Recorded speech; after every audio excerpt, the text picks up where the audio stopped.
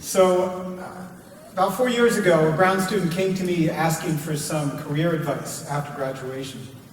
I think he was asking me because he was interested in environmental issues, and I have a background in environmental policy. So, before I could really give it much thought, I said, sure, I'll meet with you. And then I realized I had nothing to say. I had no advice. All I could say was follow your passion and things will work out okay, which is good, but it wasn't good enough. So I felt like I had to come up with some really good advice for this young Brown student. So I started doing some research and came across remarkable advances in lithium-ion battery technology. The same kind of batteries we all have in our pockets and our smartphones that were now cheaper and safer and more durable and everywhere. And in fact, engineers have started to link these batteries together in prototype electric vehicles. And they'd had so much success that GM and Nissan were quietly saying that they were committed to bringing these new generation of plug-in electric vehicles to mass market. And instantly I realized that this was a game changer. It's a game changer because our country is addicted to oil. We use almost 19 million barrels of oil a day. That's about 800 million gallons.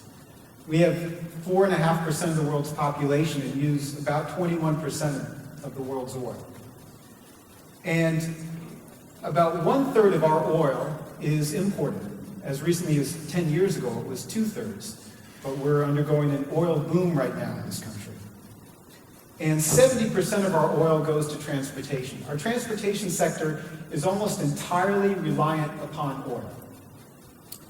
So the only way to relieve our addiction to oil, our reliance on oil, is to address oil use in the transportation sector. So I know what some of you are thinking. Didn't we try this before in the 1990s and it didn't work? And aren't Americans addicted to their SUVs and their pickups? And then also, if we're in the midst of an oil boom, who cares about electric cars? Isn't this irrelevant? Well, we did try it in the 1990s, and it didn't work for a variety of reasons that I don't have time to go into. But things are very different. First of all, the batteries are very different. Second of all, we have uniform standards for charging electric vehicles that we didn't have in the 1990s. We've also undergone the bankruptcy of GM and Chrysler, which has fundamentally shifted the auto market. And in fact, China is now the world's biggest auto market. It's no longer the US. The Toyota Prius has had a lot of success, so automakers saw that consumers were willing to try new technologies. And of course, we had the oil price spikes in 2007 and 2008 that made consumers much more energy conscious and willing to adopt smaller vehicles. But yeah, I mean, Americans love big cars. Food, they love big portions of food and football and cars. We like big and fast, right? But something else is different. And that's that the Obama administration a few years ago pushed through new standards for automobiles. And it's requiring that the fleet of vehicles that manufacturers make get a much higher gas mileage. In fact, they're boosting that up to 54.5 miles per gallon by 2025. This is about a doubling of what we had recently. Now, the only way to get there is through electrification. They can add diesel engines, they can squeeze a little more efficiency out of the internal combustion engine, they can make their vehicles lighter, but all those three things combined won't achieve those standards. They have to go electric.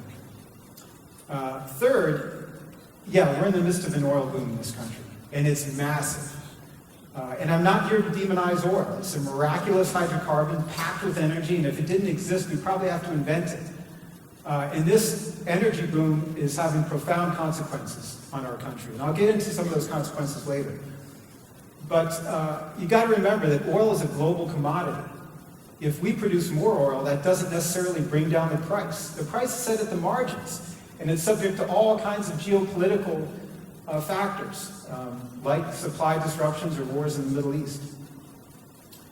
So I thought I thought this would be a good idea for the Brown students because I realized that there was a problem with bringing plug-in electric vehicles to the market.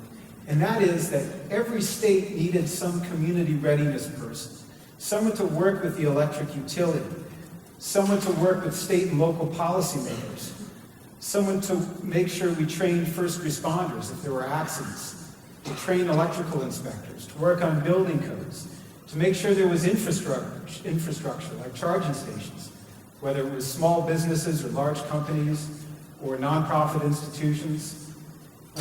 We needed someone on the ground working on all those issues. And I thought, well, this Brown student would be the perfect guy to do it.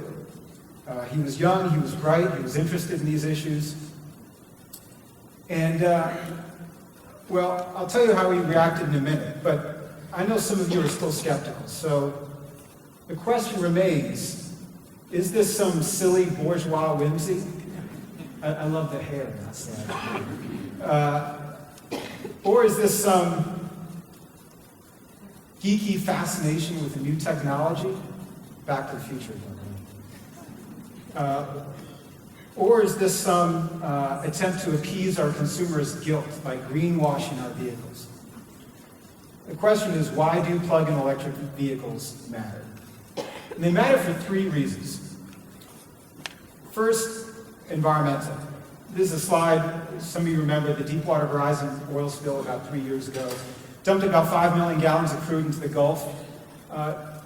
One of the reasons that happened is because we have to go further and dig deeper now to reach the oil that we need every day. In fact, they were digging 3 miles below the sea level to get at that oil.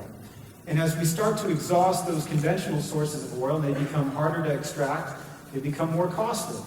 And so we start to turn to unconventional sources of oil, such as the Canadian tar sands. Many of you know about the proposed Keystone XL pipeline that would bring that oil down to refineries in the Gulf Coast of the U.S. That oil, the tar sands, is extremely hard to extract. It requires about a 30 to 40% more energy to get out of the ground because it's a tar-like substance that's clinging to sand. And you either have to get it out by strip mining or you have to inject steam down into the ground, use a lot of energy and a lot of water. The second reason you might care about plug-in electric vehicles is the gas prices.